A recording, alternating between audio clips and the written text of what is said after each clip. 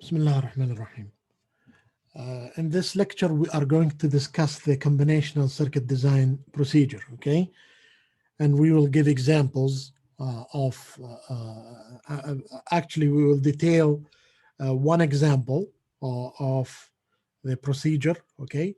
Which is basically a BCD 8421 to XS3 code converter. The other example is given for your reference, okay?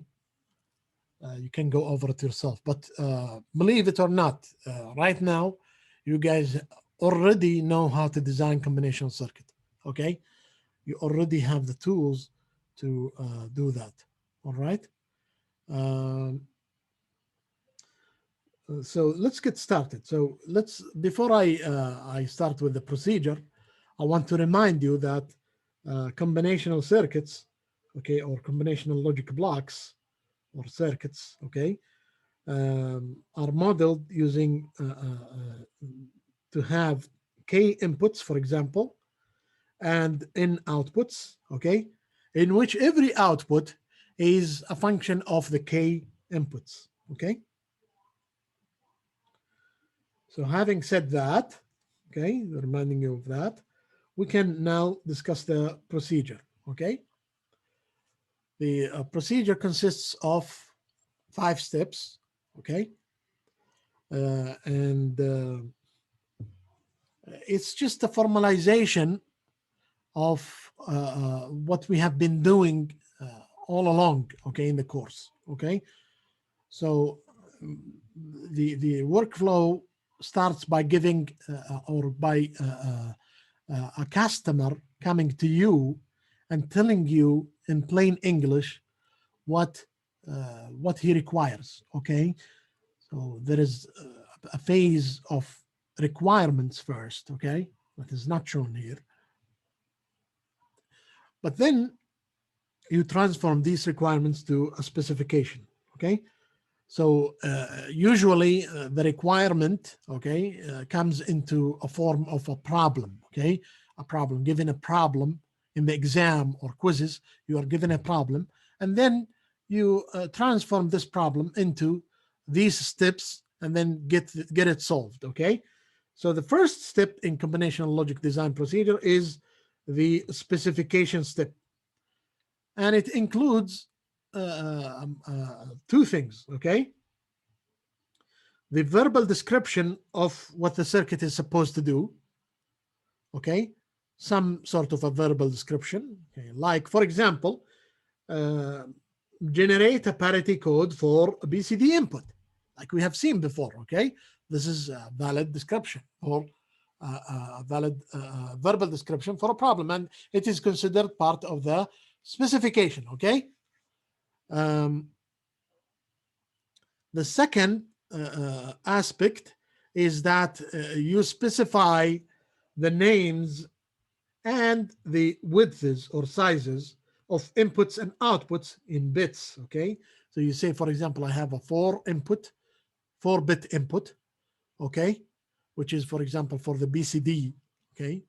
And you have, for example, whatever number of outputs for the other code, okay? Let's see in the example later what we can do, okay?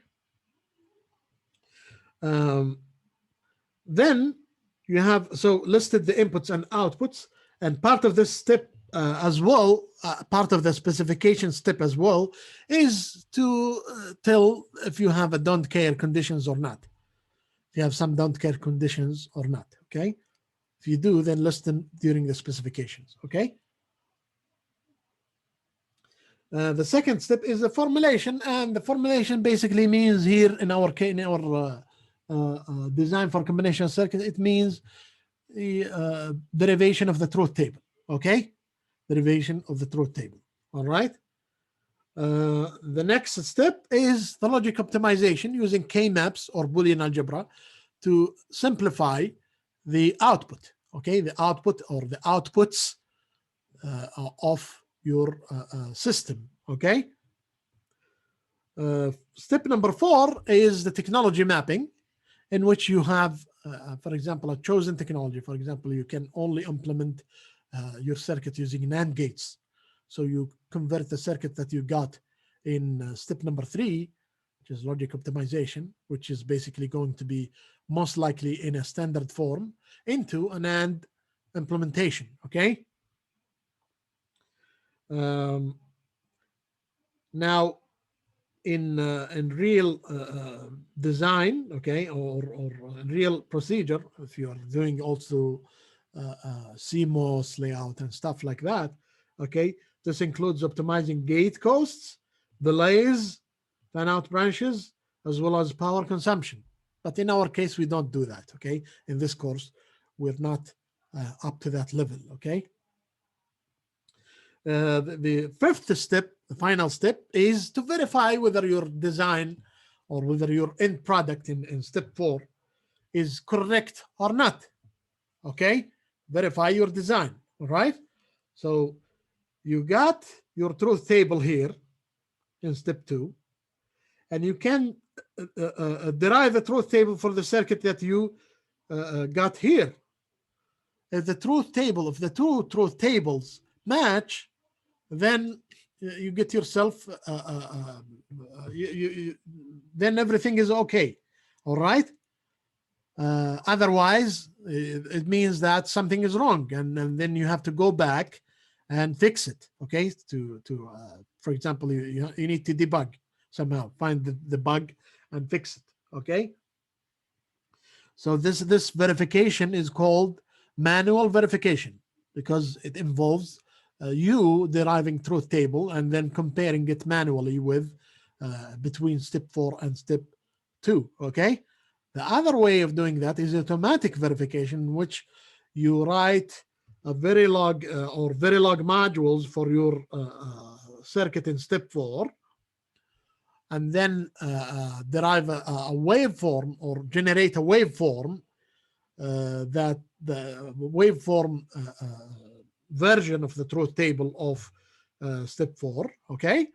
And then compare it with the truth table you got in step 2. If they match, then everything is okay. If they don't, then there is something wrong. You need to go back and fix it, okay? All right, now let's take an example, which is basically design of a BCD to XS3 converter, okay? So now this is step 1, specification. The problem is a BCD code, the XS3 code converter, okay? This is the problem in plain English, okay? Now for the inputs of the circuit, we have seen this so many times. So the input is a BCD code, which is basically of size 4-bit. So I have 4 inputs basically, okay? So I name my inputs as B sub 3, B2, B1, B0, okay? And I label my B3 as the most significant bit and my B0 as the least significant bit. And from our knowledge about BCD, we know that the patterns 1010 up to 1111 are not valid, okay? They're not used for coding, okay? So we can consider them as don't cares, okay, for the output. Whenever they show in the input, we can just have don't cares in the outputs, okay? The output is going to be XS3 code, okay? And again, XS3 code is a 4-bit code, okay? 4-bit code, and I named my outputs here to be C3, C2, C1, C0, and I labeled this as the most significant bit, C3, and C0 as my least significant bit.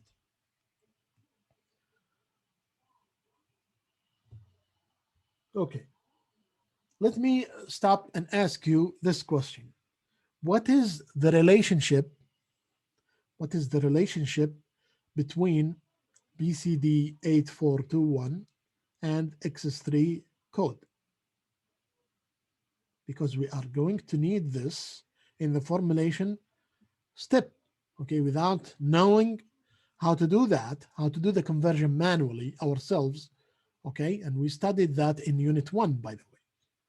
Yeah? Anyone can tell me what is the relation? XS3 is just BCD 8421 plus 3. Excellent, excellent. Yeah. So the output is nothing but the input plus 3. Okay. So we use a truth table for that, for the formulation, and we list truth table here. Okay. We have 0, 0, 0, 0 in the input up to 1, 0, 0, 1. Okay. And any code other than this will produce don't cares in the output, C3, C2, C1, C0. So this is X3 output, and this is BCD input, okay? So you can check that. Let's pick a random one, for example, number 5 here, and check the so if I add 3 to 5, it is 8, and 8 is 1, 0, 0, 0 in binary, right? Okay, you can check it for all of them, and you'll find it exactly the same. Okay, except of course the last part in which it is outside the valid range of input. Okay, in which we just have don't cares in the outputs. Okay, step 3 is logic optimization. We have to convert every function to a logic circuit, right? So we use K-map for this in order to optimize our circuit. Okay, so now this is the logic optimization of C3. Okay, in C3, we know that we have ones at 5, 6, 7, 8, and 9. Okay, 5, 6, 7, 8, and 9, and then the remaining will be don't cares. Okay, so we can group these as the bottom two rows together. So this will tell me that I have decided here for this function, I've decided that all the x's are going to be ones, okay? The bottom two rows together will give me B3 here, okay? And then these 4 cells, this will be B1 and it would be 2, all right? And then the middle 4 squares, okay? Which is B2 and it would be 0, okay? I want you to disregard this part for now, okay? We'll come back to it later, all right? Now C2, if you go back to the truth table, okay, you'll find that this is the K-map for C2, okay? And for this, we have this expression here, okay? So what is this expression? Basically, it's this one here and this one here, okay? And this one here, okay? So 2 literals, 2 literals, 3 literals, all right? Okay. What about C1? Okay, this is the K-map for C1, okay? You find out that the best way to group and the best way to choose X's or don't cares is to group them this way. You take this column together and this column together, and then you leave these don't cares as zeros in this case, okay? So you get this expression here, okay? For C0, this is the K-map for C0, and you can notice that it is nothing but this grouped with this, okay? Which is B0 complement, okay? So the C0 is B0 complement, okay?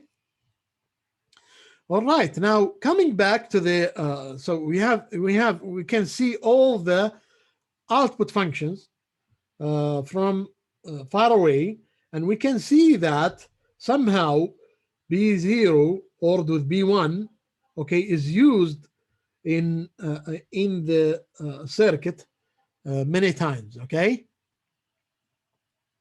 At least 2 times from C3 and C2. Okay, so I can, for example, rewrite this expression as B3 ordered with B2 common factor with B1 ordered with B0. Okay, if I say T1 is equal to B1 ORed with B0, then my C3 will simplify to be B3 ORed with B2 and with T what? It's not just T, it's T1, right? No? Should have been T. I mean, there is no other T here, okay? But let's call it T1 just for consistency, okay? And then for this one here, for this expression here, you can take B2 complement as common factor, and then you get B1 ORed with B0, which is what? Which is T, right? This is T. And then for the remaining part, you have B2 ANDed with B1 complement, ANDed with B0 complement. But by De Morgan's law, this is B1 ORed with B0 all complemented, right?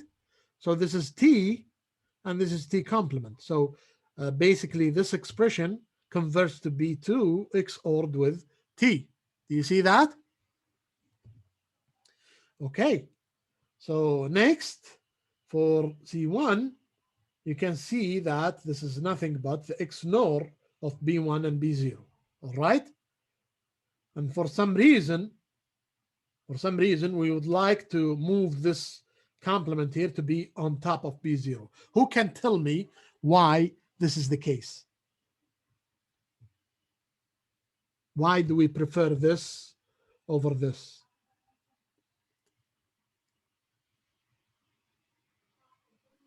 Because to have unified gates circuit. Okay, yeah, this is you mean I don't use XOR and XNOR. I use only Yes. XOR. This is probably this is valid reason. Okay, maybe I don't have any XNOR gates, but the other reason is C0. What is C0? You remember? C0 is B B0 complement. complement. Yeah, which is part of this expression. So if I evaluate or if I compute this expression, I already know what C0 is. So it's like two birds, one stone. Okay. All right. So technology mapping for this problem, I will assume that I can have access to XOR, XNOR. Actually, I don't have to have XNOR.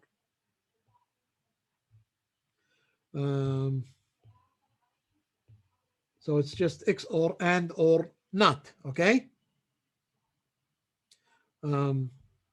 So basically, the first thing I have is I call it sometimes T and sometimes T1. We call it T1 here. And yeah, T1. Yeah. Did I get them all? Yeah. That is this one. This one. Yeah. So T1 is nothing but the ORing of B0 and B1. And then C3 is going to be B3 ORed with B2 and with T1. Okay. And then C2 is going to be B2 XORed with T1. And then C1 is going to be B1 XORed with B0 complement, which is also B0 complement is C0. This is my circuit. Now, for verification, which is not which I'm not showing here, okay, we have two options, okay, either create a truth table for this circuit, okay, we already know how to do that, and then compare it with the truth table that you started with, okay. If they match, then verified. If they don't, then you must have done some mistake. So you go back and fix your mistake. The other option is to write a Verilog module, okay, to model this circuit, which means that you'll have 4 inputs and 4 outputs. T1 is going to be an internal signal, okay, internal wire, okay, and then generate a waveform using a test bench, and then compare it with the truth table in step 2, okay. So these are the two options, either simulation or manual verification. All right.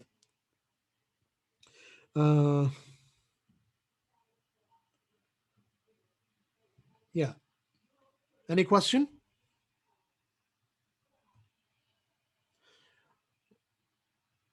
The other example I'm not going to cover, okay?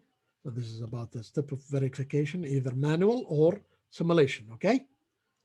I'm going to give you homework, inshallah. I'm going to give you a problem in which you will go over the design procedure step by step, all the 5 steps. And for the final step, I'll require you to write a very long module, okay?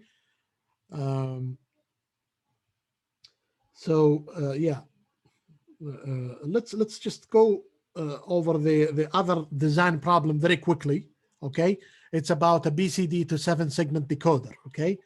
Now, the purpose of this is to output the BCD to a 7 segment display like this one here, okay? You see it all over the electronics parts, okay? You have this 7 segment display in which you have segments, and then you light up the different segments according to the number that you want to display. These are nothing but light emitting diodes, LEDs, okay?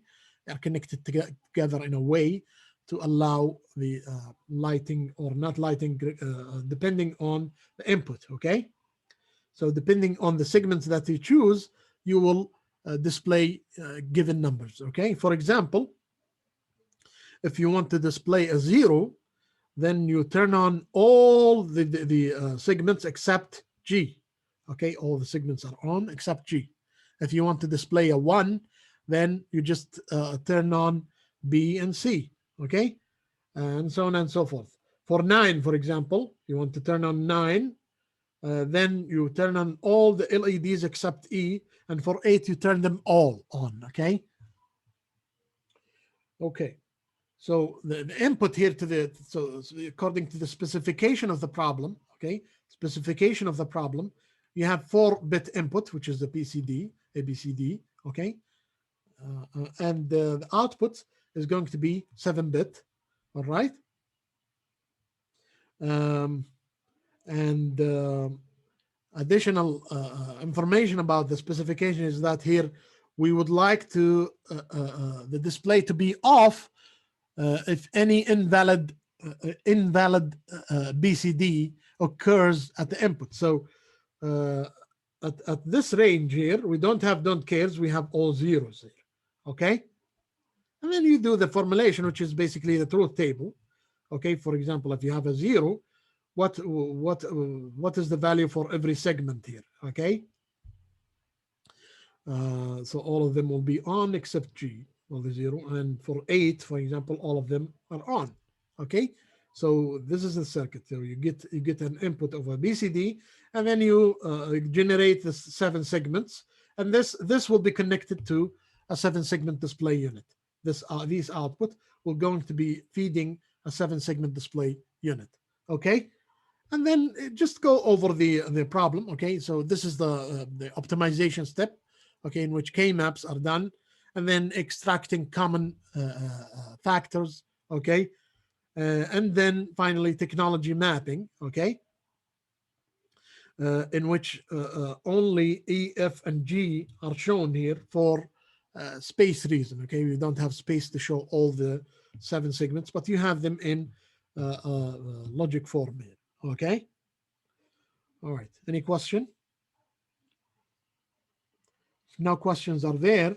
I'll move on to the to Unit 8, which is going to be included in the midterm exam, inshallah. Okay. Doctor. Yeah. The previous unit, Unit 7, how to become an exam? You'll have a design question. Design, basically. It's a design. Design. If we say design and follow the design procedure, then you have to follow the design procedure. You say specification, step 1, specification, step 2, formulation, and so on and so forth. Okay. Okay. So now we move on to Unit 8, which is about arithmetic circuits. And at the beginning, we will talk about ripple carry adder. Okay. Let me, before I start, let me review with you the operation of how to perform addition. Okay, how to perform addition. All right. So you guys remember how to do addition of in binary, right? So this Yes. is A, and this is B. How do we addition? We do it bit by bit, right? Bit by bit. When we start with the least significant bits, okay, and then we add them together. So 1 plus 0 is going to be what? 1. 1 with a carry of 1. 1 with a carry of 1. 0. No. 0. Oh, 0, yeah. We 0. And just to be consistent, okay, with all the bits, I'm going to assume that the carry n is 0 here as well. Okay. It doesn't change anything, right? You add 0 with anything, it doesn't add any value, right? And then this is 0 with a carry of 0. And then this is what? It's going to be 1 with a carry of 1. 0 with a carry of 1, right? Which is 2, basically. Okay, 2 in decimal is 1 0 in binary. Okay. All right. What about 1 plus 1 plus 1? 1 with a carry of 1. Excellent. And then 1 with a carry of 0. And then 0 with a carry of 0. And then 1 with a carry of 0. Okay.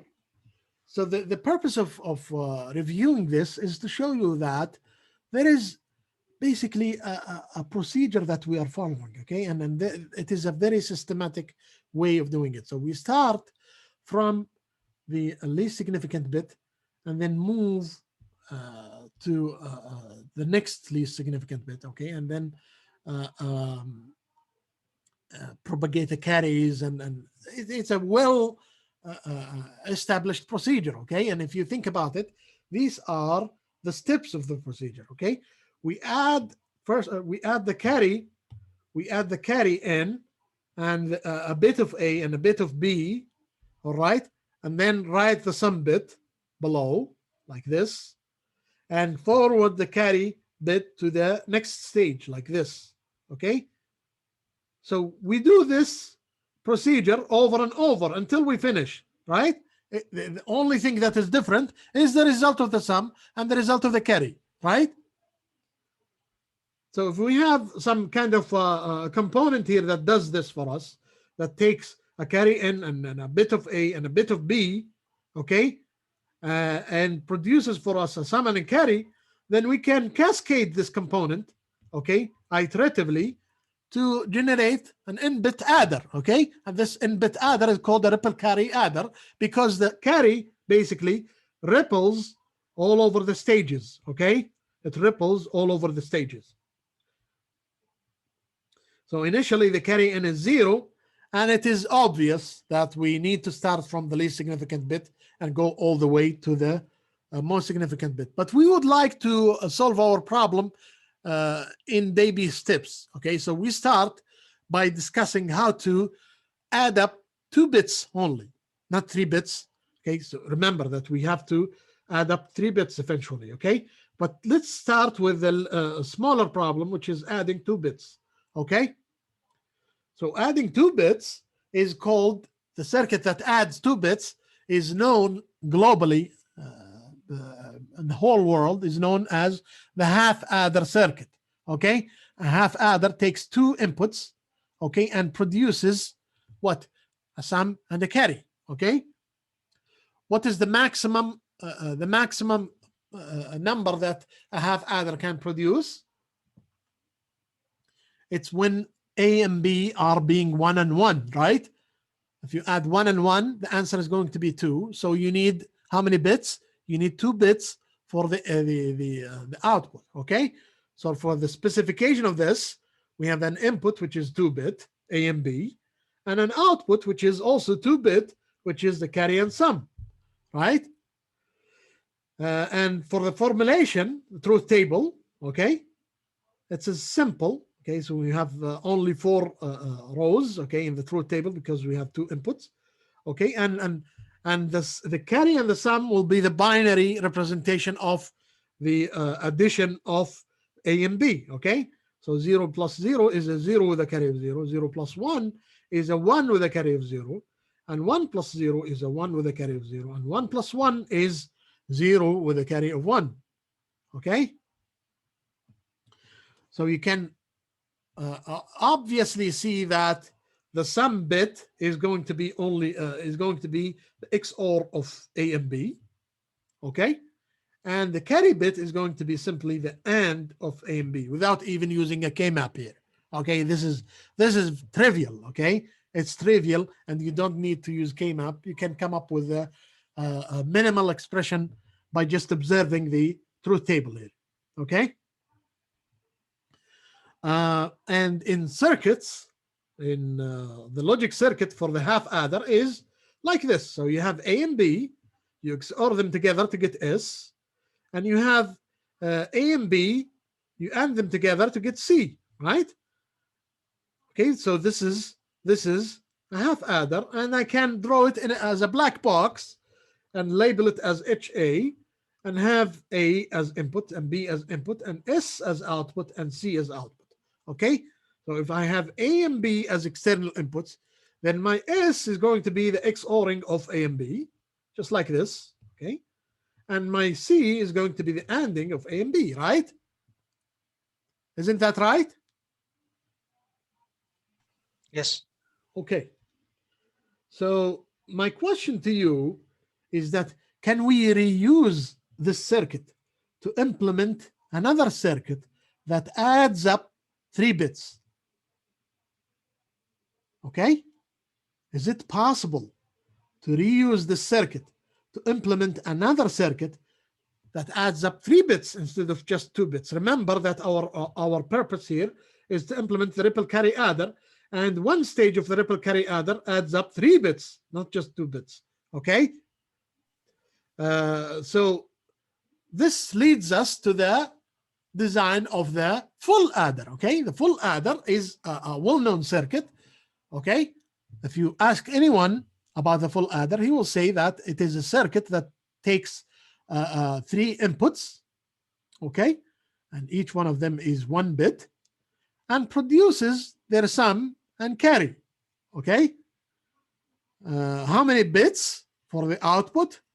Basically, we check the maximum potential for the output. Okay, the maximum number that the output reaches. In this case, it is 1 plus 1 plus 1. And that is 3, which is 1, 1 in binary. Okay, so you still have 2 bits for the output in the case of the full adder. But the additional thing that you have here is that the full adder covers, can reach the full potential of the output range. But the half adder only reached up to 1, 0, which is 2. It cannot reach 3. Okay. So we have 3 inputs in the full adder, the carry in and the A and B, okay? And then we have a carry out and then the sum, okay? All right. So this is a note about how we decided that we only need 2 bits for the output, okay? I just wrote it here for your information, okay? I just said it a moment ago, but you can read it yourself if you're not convinced, okay? So now we are going to implement our full adder using half adders. But before we do that, let me just add another page here to let you know how we can do this. Okay, so I have 3 bits to add up together. Okay, 1 plus 1 plus 1. Okay, I can do it in 2 steps, right? I can add this with this first. I have a half adder that does that. And this half adder will produce to me what? This is A and this is B. And it will produce to me a sum and a carry, right? Yeah? And then I take the sum that comes out of this and add it with this, right? So this is my carry n, which is 1 here, which happens to be 1. And I add it with this using another half adder. Half adder, okay? This is A and this is B. So my S here is the final sum, S, okay? This is going to be the final sum of the full adder, okay? However, now I have a carry from this operation, which is this one, and another carry from this operation, which is this one here. What do I do with these two carries? I need to, they belong to the same weight, right? Same, they have the same weight, so I need to add them together, right? A and B, and then I have S and C, right? This is a half adder, another half adder. So I add up the two carries together to get a sum and a carry. Okay, this sum I'll call it my C out, and this carry I'll call it Y.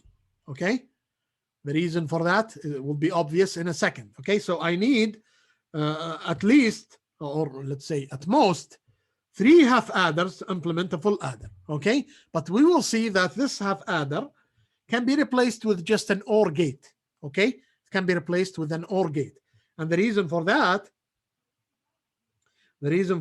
is this thing here. Okay, so let me restart the discussion here. Okay. I want you to pay attention here. Okay, so that this is Y. Okay, we called this Y, right? Yeah. So what is the output in here? Who can tell me what is the output in here, given that the input here of this half adder is A and B? What is the output here in terms of A and B? This is the sum bit. A or B. Excellent. It's A XORed with B.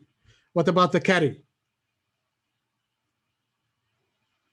of the same, this carry? A and B.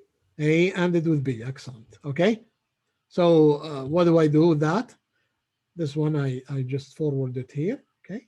And this one I forward it here. Right. Okay. So now I do have a sum and a carry, right? But I don't need to calculate the sum. Okay. Because I want to, I'm interested in the value of Y and C out. Okay. So I need only to worry about the carry out, this carry out here. Okay. So who can tell me what is the output of the carry out? What is the function here? It is going to be the ending of this and this, right? Which is A XORed with B, ANDed with Cn, right? So now you can prove easily using Boolean algebra that the carry here, this one here, is always 0 by just ANDing this with this. Okay, and I have done it for you here. This is the Y is going to be the ANDing of this and this, and if you do the algebra, you'll find out that this is always 0 because of the absorption. I think it's called the null identity of the end. Okay, the null identity of the end. All right, and for C out, okay, for C out, you'll find out that because what is C out here? The C out is nothing but the XOR of this input and this input, right? XORing of this input with this input. So, but you will find out if you do the Boolean algebra, and this is an excellent exercise for you. Okay, if you do the Boolean algebra, is that you don't need an XOR gate here, but an OR gate will suffice. Okay, it's sufficient for our purposes. Okay, an OR gate will do the same. So I have done it for you here. This is the proof that this XOR gate can be replaced with just a simple OR gate. This is the proof for that. Okay, but eventually the full adder can be replaced with the third half adder here. This one here can be replaced with a simple OR gate to get the C out. Okay, the final C out. So this is my full adder here, which consists of 2 half adders and 1 OR gate. Okay. All right. And if I want to draw it if I want to see the logic circuits inside, it is this. Okay, I have a half adder here, and another half adder here, and then the OR gate. That's it. Okay. All right. So what is the symbol for the full adder? It takes A and it takes B and it takes a carry N, and it produces S and C out. What is inside here? It is this circuit. Okay, this circuit. Nothing but this circuit. Okay. So now we can use this cell, okay, to implement our ripple carry adder. Okay. It is very easy to use this cell to implement our ripple carry adder by just cascading it, okay, over and over until we finish all the bits. Okay. Yeah. So this is called an iterative design. Okay. It's because now once you design one cell of the design of one stage, you can replicate it or cascade it. Okay. For the rest of the stage, you don't change nothing. You change nothing. Okay. So let's see how the ripple carry adder works. Okay. So this is a 4-bit ripple carry adder. We have a full adder here, and we have two 4-bit numbers, A and B, in which A is basically A3, A2, A1, A0, and B is B3, B2, B1, B0. Okay. So we add A3 with A0 with B0. All right. And with a carry of 0. Remember, the initial carry of 0. These are the least significant bits. All right. We add them together to get a sum, S0. Okay. And a carry out, which will be propagated to the carry in of the next stage. Okay. In which it is going to be added with A1 and B1. Okay. In which I'm going to get my S1. And then the carry out of this stage is going to be forwarded to the next stage, and so on and so forth. Okay. So eventually I need how many bits for adding 4 bits, for adding two 4-bit numbers.